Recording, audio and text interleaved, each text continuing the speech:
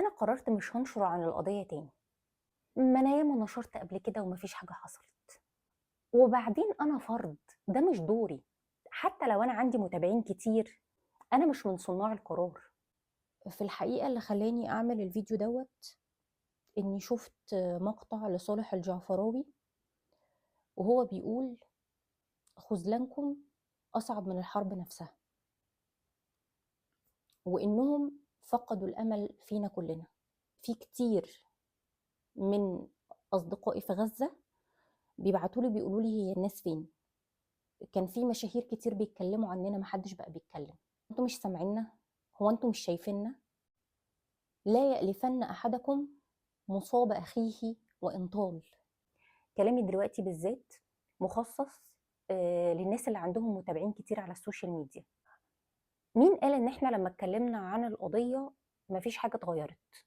عدوا معايا، كان في كام دولة في الغرب وكام واحد في الغرب وصل لهم معلومات مغلوطة، كانت واصله لهم الحكايه بروايه الكيان، وصلت لهم المعلومه الصح لما احنا كلنا وحدنا صفوفنا وبقينا بننشر الفيديوهات وبننشر الحقيقه.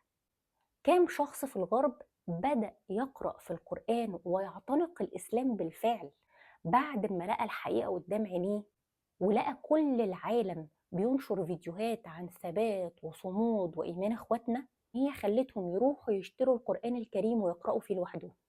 في كام شركة كانت بتساند الكيان بشكل علني وبعد كده طلعت وقدمت اعتذار وأسهمها نزلت في الأرض بسبب المقاطعة. وفي كام براند عالمي فروعه قفلت بالكامل في دول بالكامل بسبب المقاطعة. طيب هو ليه دورنا إن احنا نتكلم وما نوقفش؟ ربنا سبحانه وتعالى أمرنا بالسعي وبالأخذ بالأسباب، لكن النتائج دي مش علينا خالص. ان احنا هنتحاسب على السعي والاخذ بالاسباب لكن مش هنتحاسب على النتيجه. قال تعالى في سوره النجم: وان ليس للانسان الا ما سعى وان سعيه سوف يرى. فاحنا بنقوم بدورنا على قد ما بنقدر لكن النتائج مش علينا، ولان ربنا سبحانه وتعالى يدبر امور وشؤون كونه كيفما يشاء. طيب في ناس هتقول طب ما هي القضية ما بتتحلش، ده الموضوع بيتأزم أكتر، إحنا حتى بننشر والنصر مش بيجي. إحنا محتاجين نسأل نفسنا سؤال واضح: هل إحنا حققنا شروط النصر؟ ربنا سبحانه وتعالى قال: إن تنصروا الله ينصركم ويثبت أقدامكم. إن دي أداة شرط. لو هتنصروا ربنا، ويعني إيه أصلا إن إحنا ننصر ربنا؟ ربنا سبحانه وتعالى هينصرنا. إزاي نطبق شروط النصر؟ إن لازم كل واحد فينا يصلح من نفسه، إن كل واحد فينا يتقي الله، يعني يبعد عن كل حاجة حرمها ربنا سبحانه وتعالى وينفذ كل الأوامر اللي ربنا سبحانه وتعالى أمرنا بيها. عشان نطلب النصر من ربنا لازم إن الأمة دي كلها يتصلح حالها. اللي مش بيصلي يصلي، اللي بيقطع في الصلوات ينتظم في الصلوات، اللي بيهجر القرآن من السنة للسنة أو اللي ما بيقرأوش القرآن أساسا يرجعوا للقرآن، اللي بيقرأ القرآن وهو مش فاهمه يفهم معانيه ويتدبر آياته. هننصر القضية إن إحنا ننشر كل المعلومات، لأن دي حرب إلكترونية، والحرب الإلكترونية دلوقتي أشرس من الحروب البرية. دليل على إن السوشيال ميديا دي قوية جدا وتأثيرها قوي جدا زي ما شفناه في الشهور اللي فاتت. هما بيقفلوا أكاونتات كل الشخصيات المؤثرة واللي بتنقل الأحداث لمزيد من التعتيم. حتى آخر موقف حصل إن المبرمجة المغربية ابتهال أبو سعد لما طلعت علشان تفضح تواطؤ مايكروسوفت مع الكيان، أول حاجة عملوها إن هم قفلوا كل حساباتها على السوشيال ميديا. عرفتوا قد إيه هي بتفرق؟ في دور مهم جدا بنغفل عنه وهو الدعم النفسي والمعنوي لإخواتنا.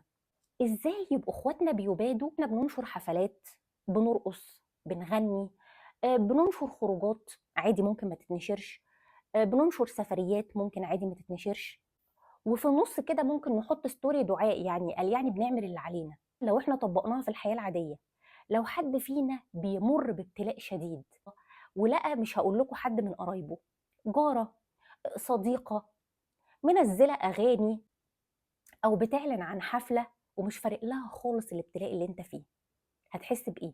قال رسول الله صلى الله عليه وسلم: مثل المؤمنين في تودهم وتراحمهم وتعاطفهم كمثل الجسد الواحد إذا اشتكى منه عضو تداعى له سائر الجسد بالسهر والحمى.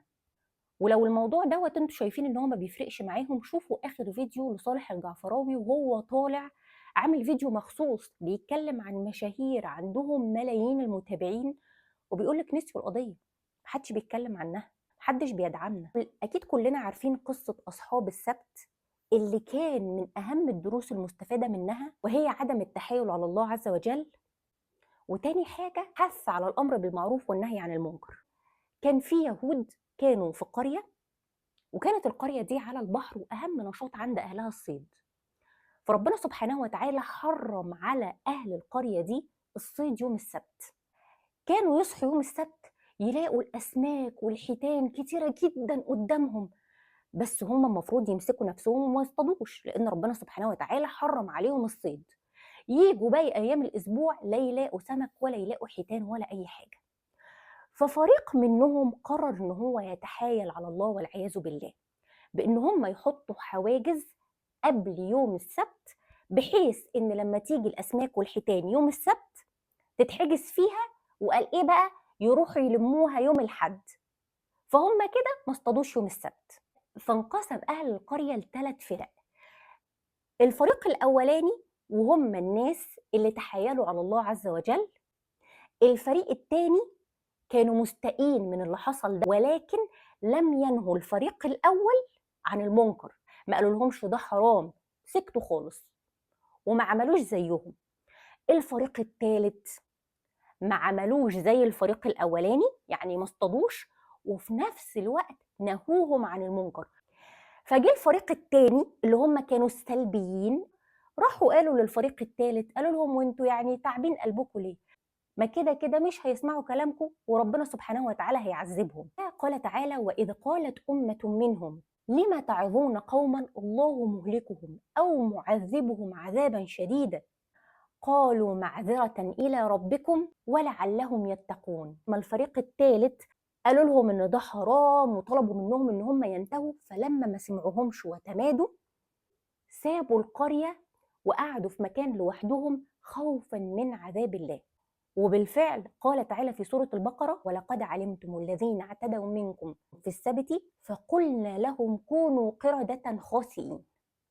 فأهل القرية اللي تحايلوا على ربنا سبحانه وتعالى أصبحوا قردة خاسئين.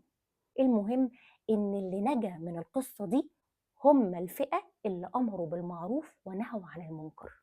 عن زينب بنت جحش رضي الله عنها قالت إن الرسول عليه الصلاة والسلام جاء إليها في يوم ودخل عليها وهو غضبان وقال: ويل للعرب من شر قد اقترب. فقالت زينب: أنهلك وفينا الصالحون؟ فقال رسول الله صلى الله عليه وسلم: نعم، إذا كثر الخبث. معناه لو زاد الكفر، لو زادت الشرور والمعاصي، لو الناس ما بقتش تأمر بالمعروف وتنهى عن المنكر، لو كلنا حطينا في دماغنا إن إحنا هنتحاسب يوم القيامة كل واحد لوحده. قال تعالى: وكلهم آتيه يوم القيامة فردا. احنا كلنا على فكرة عايشين حياتنا، كلنا عايشين حياتنا، مفيش حد حياته وقفت، بس لازم ننتقي نشارك ايه على السوشيال ميديا. لازم يكون عندنا حياء، نتكسف كده. ده لا وقت ان انا اروح حفلة، ولا وقت ان انا اغني، ولا وقت ان انا اقعد اتفسح واتنطط واشير انا اشتريت ايه واعرض بهجة وسعادة. مش عارفة انتوا جايبينها، يعني معرفش انتوا عاملينها ازاي دي.